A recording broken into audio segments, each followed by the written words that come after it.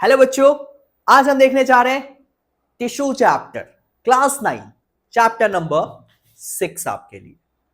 Tissues भाई, एक बच्चों के मन में ना डर बना हुआ है कि ये सर ये चैप्टर टफ लग रहा है। बार बार बच्चे बोल रहे हैं कि टफ लग रहा है चैप्टर, सर करवा के दो। तो यार इस चैप्टर के लिए आज अपन स्टार्ट कर रहे हैं अपनी क्लास। और आज की क्लास में हम बात करेंगे नॉर्मली टिश्यूज क्या होते हैं, कितनी वेराइटीज हैं इनकी, कितने टाइप्स होते हैं। उसके अलावा हम बात करने वाले हैं मेनली आज की क्लास में प्लांट टिश्यूज और इस प्लांट टिश्यूज के जितने भी टाइप्स हैं, ठीक है, उनकी डिटेल स्टडी करेंगे आज की क्लास।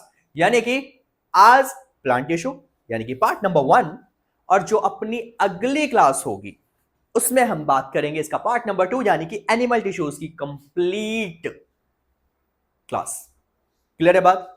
अगर आपको एक्चुअल में समझना चैप्टर तो बेटा एंड तक देखिए, बड़े प्यार से बड़े आराम से एक एक चीज आपको बताने वाला हूं आज की क्लास में, मजा आएगा। जो आप बोर होते हैं ना लाइन बाय लाइन पढ़ के, वैसा कुछ नहीं होने वाला, मजा आने वाला है क्लास में। तो सेशन में एंड तक बने रहिए। बिना देर की अपन स्टार्ट करते हैं। हाँ, चैनल को अगर अब तक सब्सक्राइब नहीं किया, नए हैं चैनल पे, तो बेटा सब्सक्राइब कर लीजिए, क्योंकि लगातार वीडियोस आपके पास आ रही हैं अपने हर एक चैप्टर्स की। तो बेटा चलिए स्टार्ट करते हैं। सबसे पहले आप एक चीज बताओ, आपने सेल चैप्टर को क्या कहा था? Fundamental unit of life. क्योंकि बेसिक फंक्शंस हमारी बॉडी का कौन परफॉर्म करता है? सेल करता है। हमारी बॉडी का जो स्ट्रक्चर है सेल पे भी डिपेंड है, तो उसको स्ट्रक्चरल यूनिट ऑफ लाइफ भी कहा गया था। अब क्या है बात इस चैप्टर में टिश्यूज को लेकर क्या करनी है कि भाई जब सेल अरेंज होता है ना बेटा, तो अरेंजमेंट ऑफ सेल की वजह से जब कई सारे सेल अरेंज हुए, कंबाइन हो गए, तो भाई कंबाइन होके कुछ बढ़िया सा फंक्शन परफॉर्म करेगा, एक साथ मिलके फंक्शंस परफॉर्म करेगा। और वहां पे जो सेल्स कंबाइन हुए एक फंक्शन को परफॉर्म करने के लिए, उसी कॉम्बिनेशन ऑफ सेल को बेटा हम नाम देते हैं टिश्यू का। क्या बोला गया कि जो सेल्स हैं, मैंने क्या बोला था? Cells form a group of sales.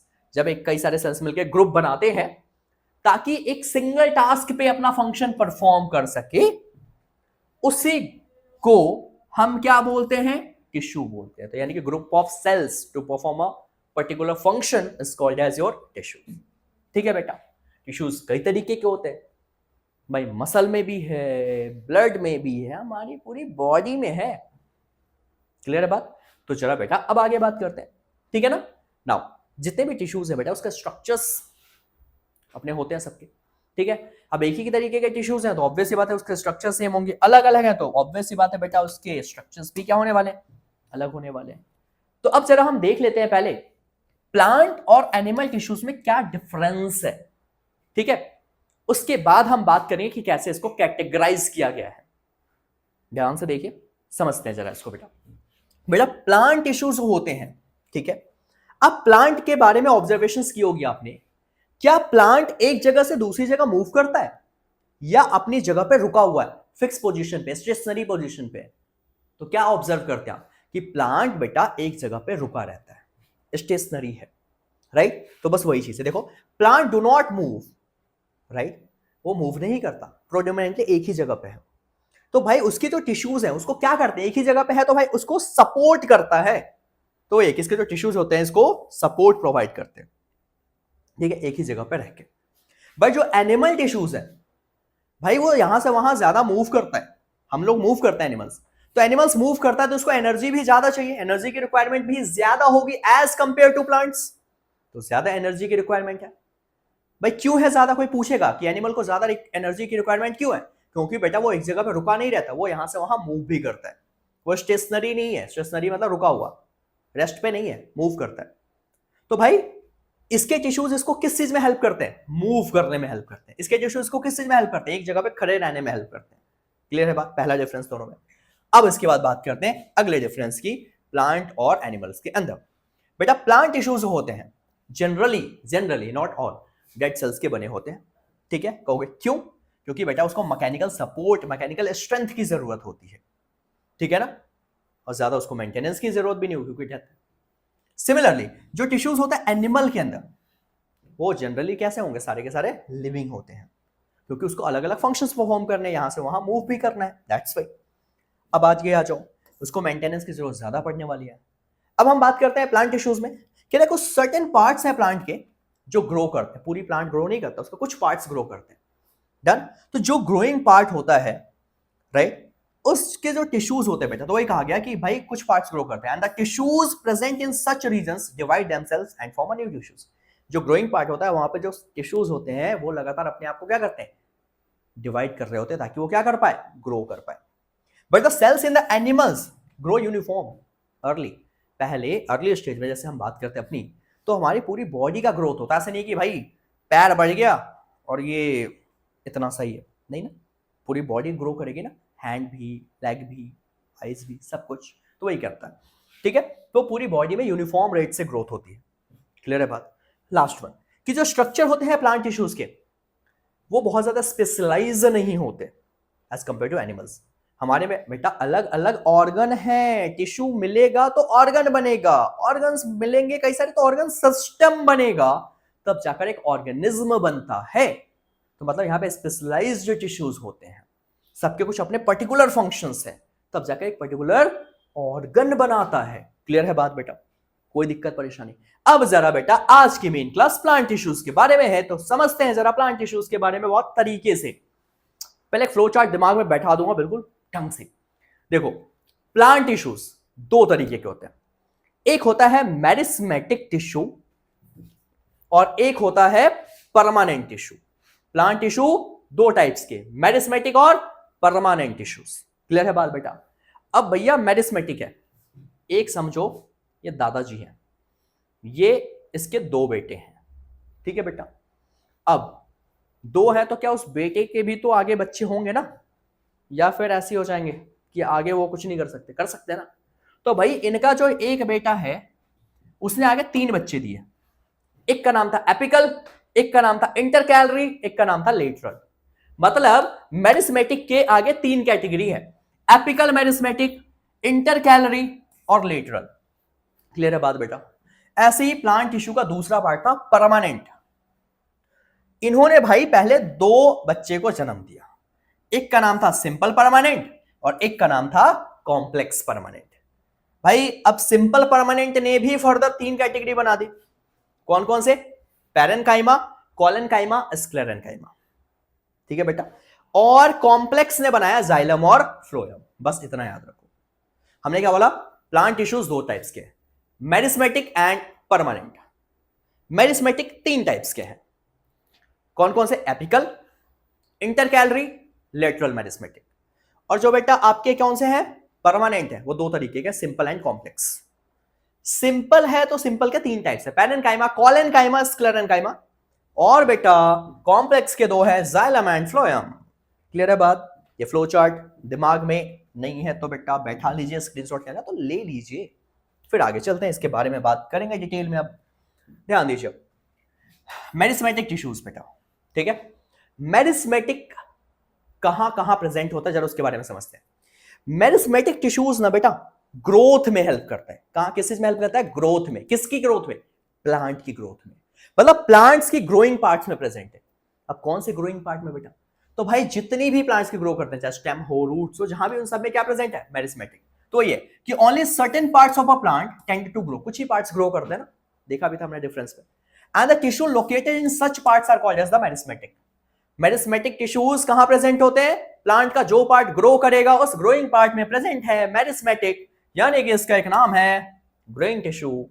उसके बाद भाई ये कैसे ग्रो करेगा, तो ऑब्वियस सी बात है इसके सेल्स डिवाइड होंगे, डिवाइड होकर नए सेल्स बनाएगा। तो वही बात आ जाती है कि they can divide themselves and forms a new tissues. Grow करेगा तो ऑब्वियस सी बात है डिवाइड होगा। And they have a thin cell wall. इसके सेल वॉल कैसे होते हैं, पतले होते हैं, काफी ज्यादा थिन मतलब पतले होते हैं। किसके, मेरिस्मेटिक के। फंक्शन से याद रखो कि भाई मेरिस्मेटिक में क्या बोला, ग्रोइंग टिश्यू है, ग्रोइंग पार्ट्स में प्रेजेंट होता है, पहली बात। फिर ये ना कुछ सेल्स में डिवाइड होता रहता है फर्दर। फिर क्या बोला गया कि बेटा इसके जो सेल वॉल होते हैं किस चीज के बने होते हैं, सेलुलोज के बने होते हैं। ठीक है, सेलुलोज एक बताया था ना, मटेरियल है, सेल वॉल में पढ़ा था आपने। नाउ फिर क्या होता है, इसके जो न्यूक्लियस होता है बेटा डेंस होते हैं, डेंसर होते हैं, ठीक है। एंड साइटोप्लाज्म भी ऐसे होते हैं, बट वैक्यूल्स इसमें प्रेजेंट नहीं होता। ठीक है बेटा, अब चलते हैं आगे। नाउ हमने बात की थी 3 टाइप्स, किस चीज की? मेरिस्मेटिक की। तो बेटा मेरिस्मेटिक के 3 टाइप्स कौन कौन से थे? एपिकल मेरिस्मेटिक, इंटरकैलरी और लेटरल मेरिस्मेटिक। ठीक है ना, कौन? मेरिस्मेटिक। ठीक है बेटा, अब कौन कहां प्रेजेंट होता है? तो बेटा वही बात करने वाले, एपिकल स्टेम या रूट्स की बिल्कुल टिप पे, इंटरकैलरी नोड्स पे या इंटर नोड्स पे इस प्लांट्स में, और लेटरल बेटा प्रेजेंट होता है गर्थ में। ये देखो, बात करते जरा इसको लेकर अब एक एक के बारे में ध्यान से देखिए। यहां पे apical meristematic, they are responsible for the growth of stem and roots in the plants. कहां प्रेजेंट है? तो भाई ये टिप्स पे, बिल्कुल कोई भी प्लांट है उसके बिल्कुल टिप्स पे, और बिल्कुल उसके रूट के टिप्स पे, स्टेम और रूट्स के बिल्कुल टिप पे, बिल्कुल ऊपर या बिल्कुल नीचे इस कॉर्नर्स पे क्या प्रेजेंट होते हैं? Apical meristematic tissue. भाई किस चीज में हेल्प करेगा? तो स्टेम और रूट्स की ग्रोथ में हेल्प करेगा, सिंपल, खत्म बात। इसकी कहानी खत्म करते हैं, अब आगे आ जाओ बेटा। दूसरा अपने पास है लेटरल मेरिस्मेटिक टिश्यू। ठीक है, अब ये कहां प्रेजेंट होता है? लेटरल।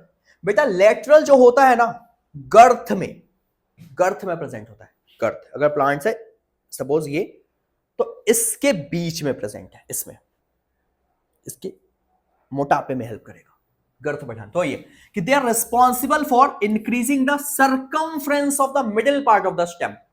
यानी कि सपोज ये प्लांट है, तो बेटा इस वाले रीजन्स में जो प्रेजेंट है वो क्या प्रेजेंट है? इसकी ग्रोथ में हेल्प कराता है, यानी कि इसको मोटापे में हेल्प करता है। सर्कमफ्रेंस बढ़ने का इसका मोटापा हेल्प करेगा, मोटापा बढ़ने वाले गर्थ में।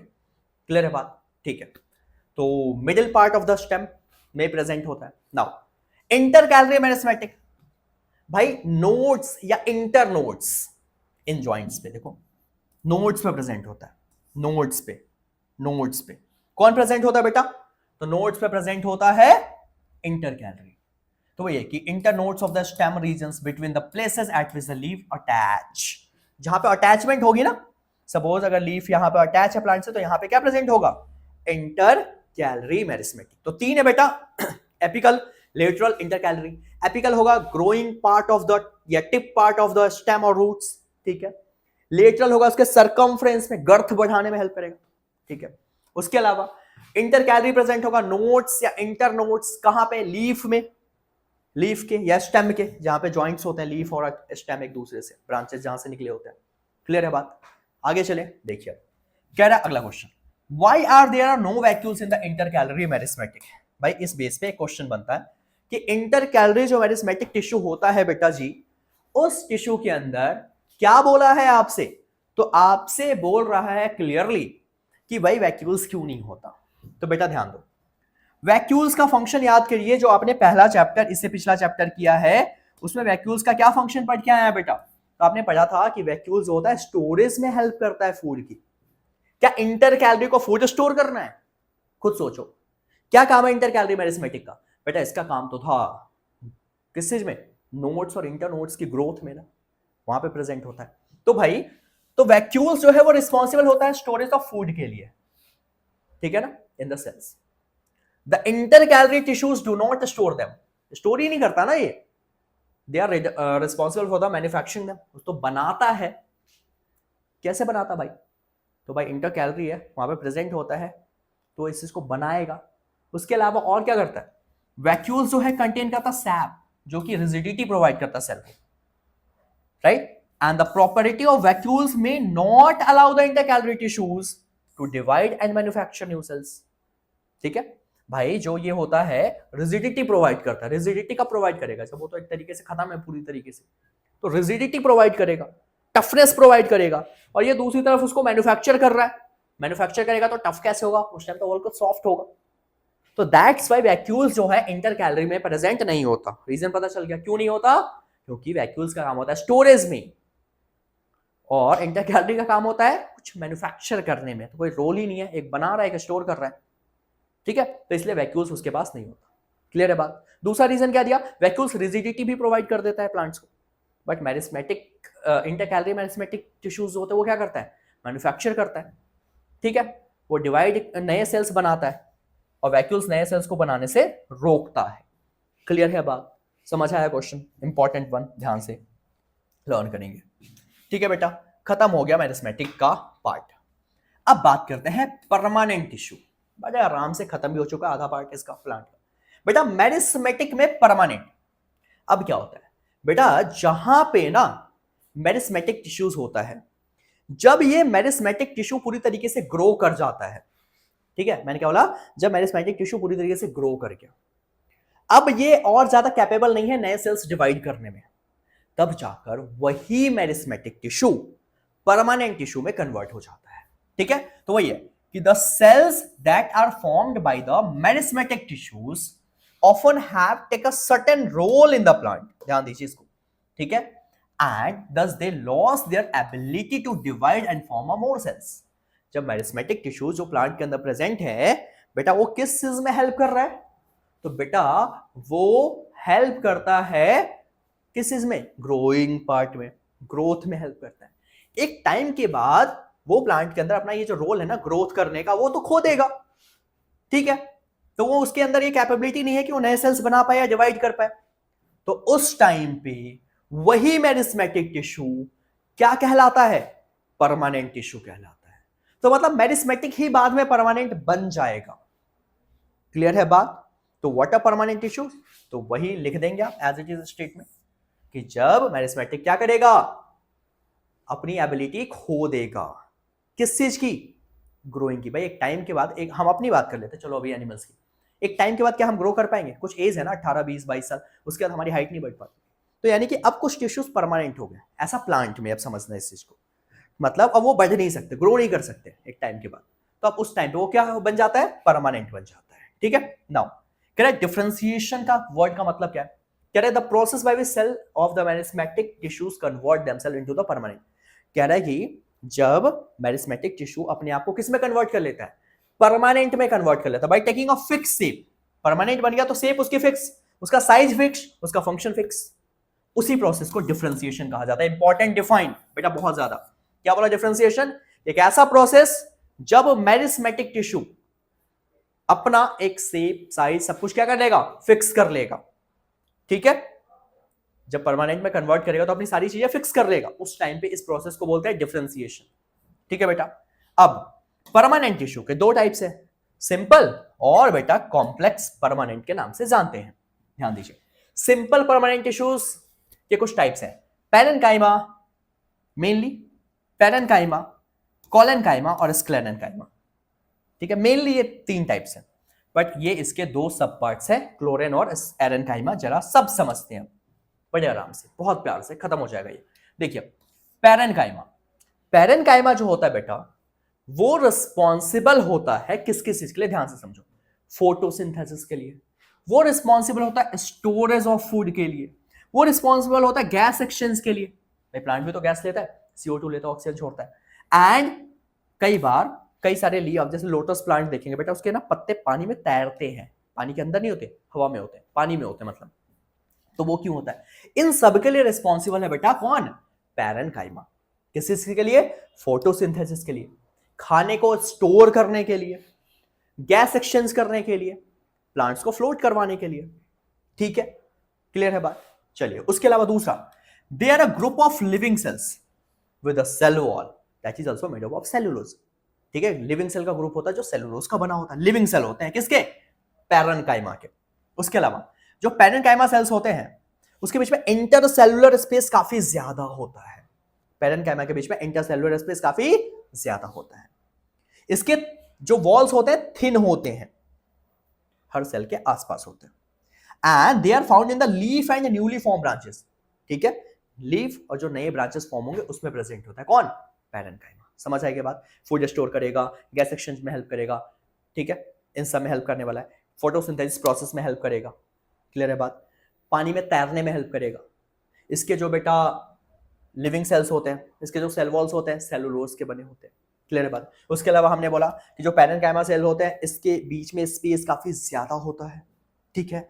उसके अलावा इसके जो वॉल्स होते हैं काफी पतले होते हैं, थिन वॉल्स होते हैं, ठीक है। उसके अलावा लीफ या जो नए ब्रांचेस बनते हैं उसमें ये प्रेजेंट होता है। फिर बोला गया कोलेन्काइमा किस चीज के लिए रिस्पॉन्सिबल है, तो बेटा ये रिस्पॉन्सिबल है फ्लेक्सिबिलिटी के लिए। इसका मेन फंक्शन क्या है, फ्लेक्सिबल होता है, फ्लेक्सिबिलिटी प्रोवाइड करता है प्लांट्स को, ठीक है ना, ताकि वो इजिली बेंड कर जाए। अगर फ्लेक्सिबल नहीं होगा, हवा आएगी सीधे गिरेगा और टक टूट जाएगा। लेकिन हवा आता है तो बेटा बेंड करता है प्लांट। बेंडिंग क्यों हो पाती है? तो that is because of the reason. आपको पता है क्यों हो पाती है बेंडिंग? तो बेटा बेंडिंग होने के पीछे रीजन वही है कि भाई कॉलेनकाइमा प्रेजेंट है। उसके अलावा ग्रुप ऑफ लिविंग सेल्स होते हैं जिसके सेल वॉल्स बने होते हैं सेलुलोज और पैक्टीन के। क्लियर है बात? नाउ उसके अलावा इसके बीच में इंटरसेलुलर स्पेस कम होता है, इसमें ज्यादा होता है, पेरेन्काइमा इसमें कम होता है as compare to it. Now इसके जो सेल्स होते हैं they are present in the tissues are broad and irregular thick at corners. Broad भी होता है, इरेगुलर होते हैं और कॉर्नर्स पे थिक होते हैं। ये पतले होते थे, ये थिक होते हैं, इरेगुलर शेप के होते हैं। Now they are present in the leaf and stem of the plant. ये लीफ और स्टेम में है। क्लियर है चीज? पहले एक ढंग से याद कर लो, फिर उसी तरीके से ये समझो। एक एक चीज को बार बार 3 बार 4 बार बोलोगे ना, अपने आप वाइब्रेट होगी, अपने आप चीजें याद हो जाएंगी। अब स्क्लेरेनकाइमा पे आ जाओ। स्क्लेरेनकाइमा जो टिश्यूज होते हैं they are responsible for making plants hard and rigid. Hard और रिजिड प्रोवाइड करता है, टफनेस। ठीक है बेटा, चलो यहां पे आ जाओ। उसके अलावा भाई इसके सेल्स कैसे होते हैं? डेड होते हैं। इन दोनों के लिविंग होते हैं, इसके डेड होते हैं। ठीक है, इसके डेड होता है तो इसके सेल वॉल किस चीज के बने होता है बेटा? एक केमिकल है जिसका नाम है लिग्नीन। इन सब में सेलुलोज था, बट वहां पे क्या है? लिग्नीन नाम का केमिकल होता है। ठीक है, कोई बोलेगा लिग्नीन क्या है? केमिकल है, सीमेंट की तरह हार्ड होता है ये। And the cell do not have any intercellular space. इसमें कोई स्पेस नहीं होता। इसके लॉन्ग स्ट्रक्चर्स होते हैं, लॉन्ग होता है, थिक वॉल्स होते हैं, स्टेम्स में पाए जाते हैं, वीन्स ऑफ द लीव्स में पाए जाते हैं। नट्स या सीड्स या कोकोनट जो बहुत उसका जो हस्क होता है बहुत हार्ड होता है, that is because of the presence of sclerenchyma tissue. Clear है बात? कोई दिक्कत आपको? ढंग से डिफरेंस याद रखना। ये पीपीटी की अगर पीडीएफ चाहिए बेटा डीएम कर देना आपको। कहां पे? इंस्टा पे। बिल्कुल, तो आपको ये मैं प्रोवाइड करवा दूंगा। समझ आ रहा है? कमेंट करें, चैनल सब्सक्राइब करें यार। फिर मिलते हैं। ठीक है, आगे क्लोरेनकाइमा। बेटा क्लोरेनकाइमा और एरेनकाइमा ये जो दो चीजें ना बेटा, ये पेरेनकाइमा का ही एक टाइप है। ठीक है, मेन टाइप 3 थे, पेरेन, कॉलन, स्क्लेरन। बट पेरेनकाइमा के 2 और भी टाइप्स हैं, जिसका नाम है क्लोरेनकाइमा और एक का नाम है एरेनकाइमा। जो बेटा क्लोरेनकाइमा होता है ये कुछ सिमिलर होता है इसके टिश्यूज। किसकी तरह सिमिलर होता है? तो पेरेनकाइमा की तरह। ठीक है, ये भी कंटेन करता है क्लोरोफिल। ठीक है, एंड क्लोरोफिल प्रेजेंस की वजह से ये फोटोसिंथेसिस में हेल्प करेगा। नाम ये क्लोरेनकाइमा। तो क्या कंटेन करेगा? क्लोरोफिल, यानी कि क्लोरोप्लास्ट मेंटेन करेगा, जो कि ग्रीन पिगमेंट है। क्लोरोफिल मेंटेन करता है ग्रीन पिगमेंट। तो बेटा क्लोरेनकाइमा क्या कैरी करता है? क्लोरोफिल कैरी करता है। किस चीज के लिए रिस्पॉन्सिबल है? ग्रीन पिगमेंट के लिए, जो फोटोसिंथेसिस में हेल्प करने वाला है। क्लियर है बात? तो क्लोरेनकाइमा से याद रखो, नाम में ही है क्लोर, तो क्लोरोफिल इससे मिलता जुलता वर्ड ये कैरी करता है, जिसकी वजह से ग्रीन कलर मेंटेन करता है, जिसकी वजह से ऑब्वियस बात है फोटोसिंथेसिस होने वाला है। एरेनकाइमा, ए फॉर एयर, ई की जगह अगर देखो एयर जैसा है कुछ, तो भाई ये क्या करता है? एयर कैविटीज होता है। कहां प्रेजेंट होता है? ऐसे एक्वेटिक प्लांट्स में प्रेजेंट होता है। तो वही है, aerenchyma are present in only aquatic plants. They are also similar in the structure to the parenchyma. भाई उसी का टाइप है तो उसी के जैसा होने वाला है, but they have large air cavities between them. उसके बीच में एयर कैविटी ज्यादा होता है, गैप्स ज्यादा होता है, हवा। ठीक है, जिसकी वजह से वो क्या अलाउ करता है प्लांट्स को, एक्वेटिक प्लांट्स को, पानी में तैरने के लिए। ठीक है, पापा की परी होती है ना, ये भाई प्लांट की को परियों जैसा फील देता है। कौन? एरेनकाइमा। क्लियर है बात? ठीक है, एयर कैविटीज के लिए रिस्पॉन्सिबल, इससे वो तैरता है। ये किस के रिस्पॉन्सिबल होता है? ग्रीन कलर के रिस्पॉन्सिबल है। ठीक है, नाउ हमने बात की थी पीछे लिग्निन क्या होता है। तो बेटा क्या है कि जो सेल वॉल्स होते हैं डेड सेल्स होते हैं, किसके? स्क्लेरेनकाइमा के। किसकी वजह से? लिग्निन की वजह से। क्यों? क्योंकि एक रिजिडिटी प्रोवाइड करता है सेल्स को। सीमेंट की तरह ये हार्ड होता है, केमिकल सब्सटेंस है जो सीमेंट की तरह बिल्कुल हार्ड होने वाला है। क्लियर है बेटा? यहां तक कोई भी दिक्कत आपको? कुछ भी?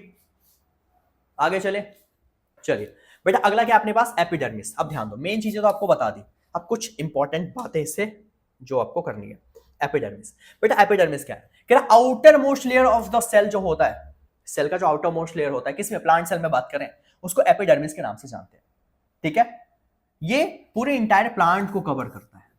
फंक्शन याद रखो। उसके अलावा थिन लेयर होता है, सिंगल सेल होता है, ठीक है, but in places with the less water, water क्या होता है उसके अंदर, कम होता है। एपिडर्मिस होता है थिक हो जाता है ताकि वाटर लॉस से बचाया जा सके।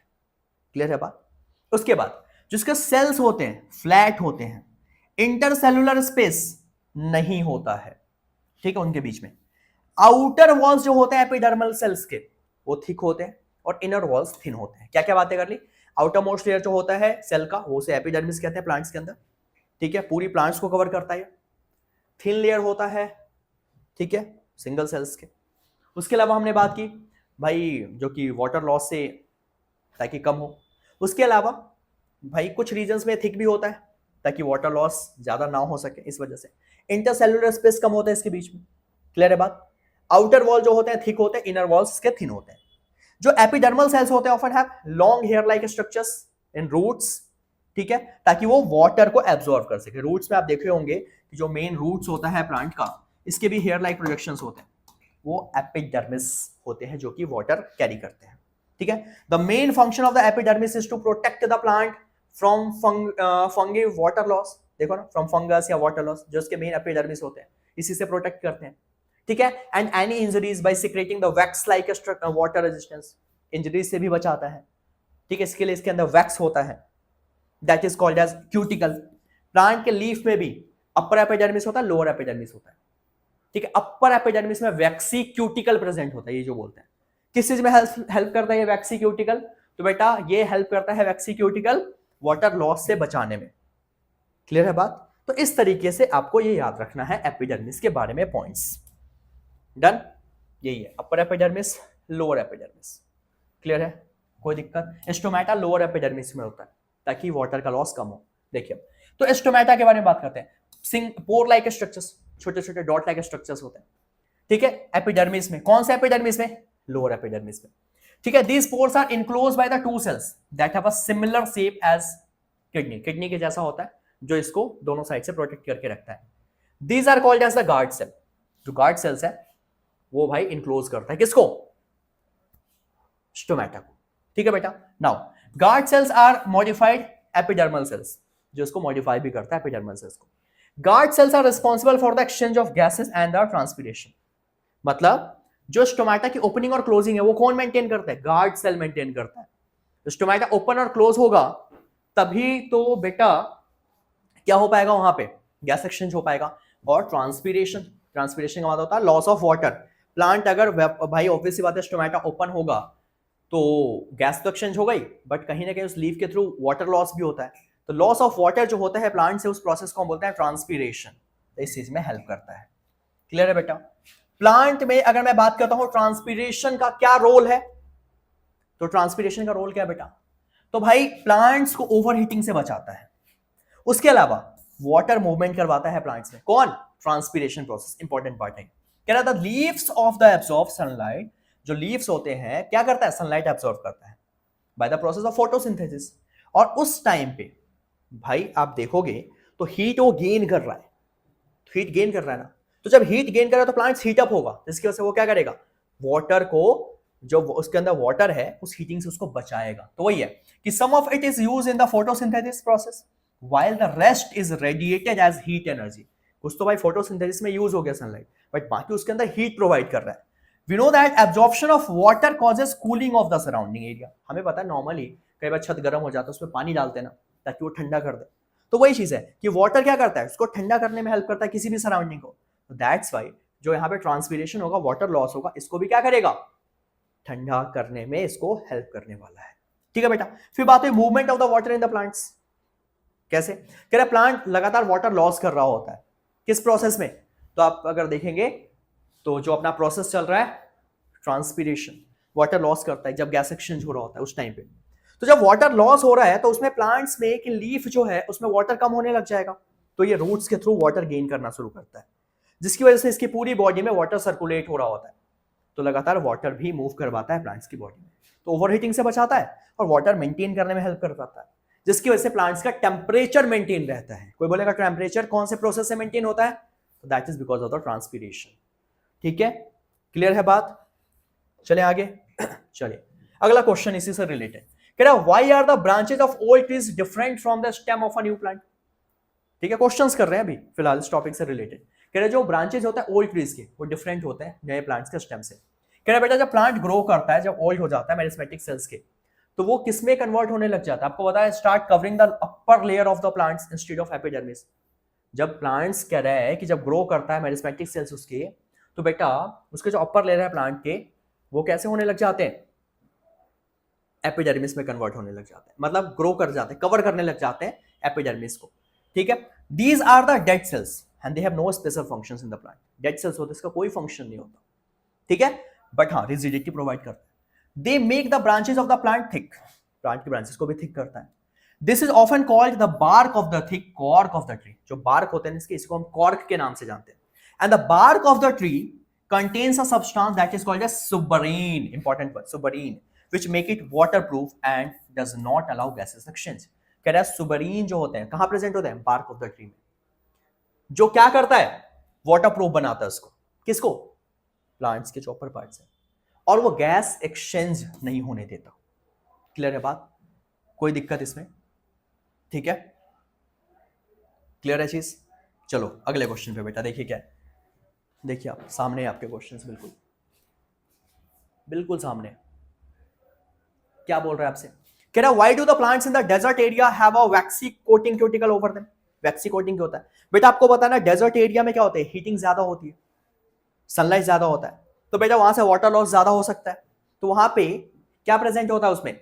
उसके जो एपिडर्मिस होते हैं प्लांट सेल के डेजर्ट में, वो वैक्सी कोटिंग कंटेन करते हैं। ठीक है ना, जो कि वाटर लॉस से उसको बचाने का काम करता है। क्लियर है बात? कोई दिक्कत आपको इसमें? डन। चलिए बेटा अब अपने को बात करनी है कॉम्प्लेक्स परमानेंट टिश्यूज के बारे में। फटाफट देखते हैं इसमें। बेटा कॉम्प्लेक्स है, कॉम्प्लेक्स क्यों है? तो कॉम्प्लेक्स इसलिए क्योंकि नहीं ये कई तरीके के सेल से बना होता है। अगर एक ही तरीके के सेल से बना है तो सिंपल है, कई तरीके के सेल से अगर मिलकर बना हुआ, दैट्स व्हाई इसको हम क्या बोलेंगे? कॉम्प्लेक्स परमानेंट टिश्यू के नाम से जानेंगे, क्योंकि ये डिफरेंट टाइप्स के सेल से मिलकर बना होता है, दैट्स व्हाई ये कॉम्प्लेक्स है। क्लियर है बात? तो वही कि complex permanent tissues comprise different kind of cells, that's why they are complex. ठीक है ना भाई? ये क्या करता है? कोऑर्डिनेशन कराता है सेल्स के बीच में, टिश्यूज के बीच में कोऑर्डिनेशन करवाने का काम करता है। कौन? Complex permanent. ठीक है, तो भाई दोनों अब दो तरीके के होते हैं, जाइलम और फ्लोएम, दो कॉम्प्लेक्स परमानेंट टिश्यूज हैं। इनके स्ट्रक्चर्स ऑलमोस्ट सिमिलर होते हैं। दोनों का मेन काम क्या है बेटा? तो भाई मेन फंक्शन जो होता है दोनों का, फूड और वाटर कैरी करना। मेन एक खाना कैरी करेगा, पानी कैरी करेगा। ठीक है, बोथ है वस्कुलर बंडल्स, वस्कुलर बंडल्स होते हैं जो कि कंडक्ट करता है, कंडक्टिंग के लिए रिस्पॉन्सिबल है। ठीक है, जो कि उसको अलग अलग इन्वायरमेंट में सर्वाइव करने में हेल्प करने वाला है। कौन? तो बेटा वस्कुलर बंडल की बात कर रहा है, जो कि उसको हेल्प करने वाला है। ठीक है बेटा, नाउ अब अपन बात करते हैं जाइलम को लेकर। जाइलम जो होता है बेटा डेड सेल्स के बने होते हैं generally. They have a thick cell lining जो उसकी थिक होती है, और इसके अंदर प्रेजेंट होता है ट्रैचियार्ड्स एंड वेसल्स, प्रेजेंट होता है जाइलम पैरेन्काइमा, प्रेजेंट होता है जाइलम फाइबर। बेटा जहां पे जाइलम फाइबर आ जाए वो हमेशा सपोर्ट में हेल्प करने वाला है। मेनली जाइलम का, सिर्फ जाइलम का मेन काम क्या है? तो बेटा जाइलम का मेन काम होता है वाटर ट्रांसपोर्ट करना। मूवमेंट कैसी होती है? हमेशा अपवर्ड मूवमेंट होती है। वाटर रूट से लेकर पूरी बॉडी में फैलाएगा, अपवर्ड मूवमेंट होती है, यूनिडायरेक्शनल जाइलम की केस में। ठीक है, यूनिडायरेक्शनल होती है। अब ये क्या करता है बेटा जाइलम? तो हमने कहा वाटर कैरी करता है बेटा रूट से पूरी बॉडी पार्ट में, राइट। अब अगर हम बात करते हैं ट्रेचियार्ड और वेसल्स होते हैं, तो भाई इसके जो ब्रांचेस होता है ट्यूब लाइक स्ट्रक्चर्स होता है। किसके? जाइलम के। ठीक है बेटा, क्या कैरी करेगा? तो ट्यूब्स के थ्रू बेटा वाटर कैरी करता है।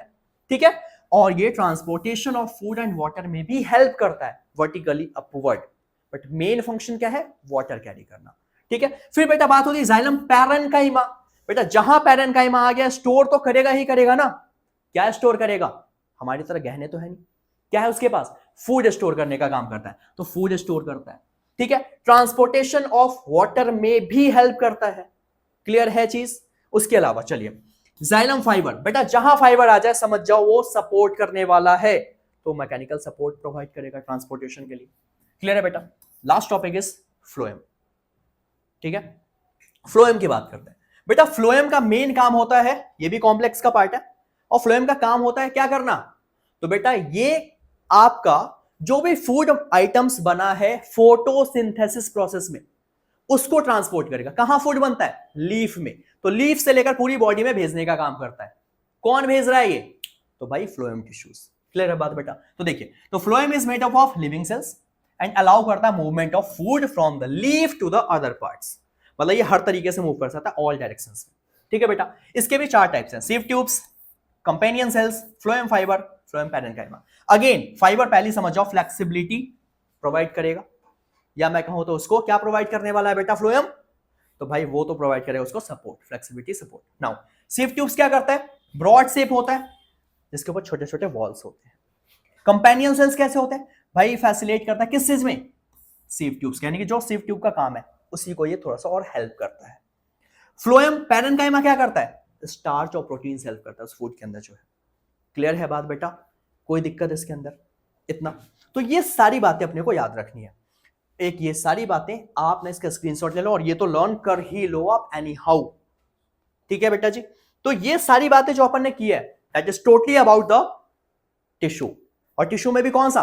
प्लांट का पार्ट किया, यानी कि आज का पार्ट नंबर 1। अगर आपको समझ आया तो बेटा आप हमारे चैनल को कीजिए सब्सक्राइब, कमेंट करके जरूर बताएं और मैक्सिमम शेयर कीजिए। क्लियर है बेटा? बाकी अपन मिलते हैं अगली क्लास के अंदर जहां पे हम बात करेंगे इसका पार्ट नंबर 2। Thank you.